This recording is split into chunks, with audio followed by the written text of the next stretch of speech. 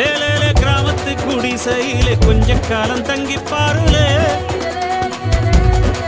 கூரையின் ஓட்டை வீரி செல்வழி நட்சத்திரம் எண்டி பாருலே கூவும் செல்போனின் நச்சரிப்பை அணைத்து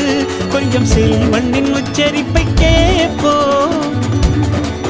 வெறும் காலில் செருப்பின்று நடந்து மண்ணோடு பேசிக்கொண்டு போவோம் மழலைகள் ஆவோ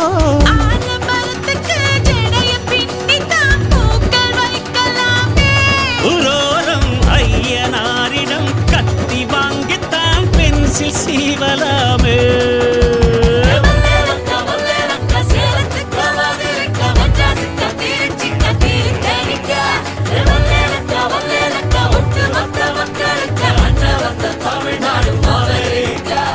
காவிரி யாரும் கை குத்தல் அரிசியும் மறந்து போ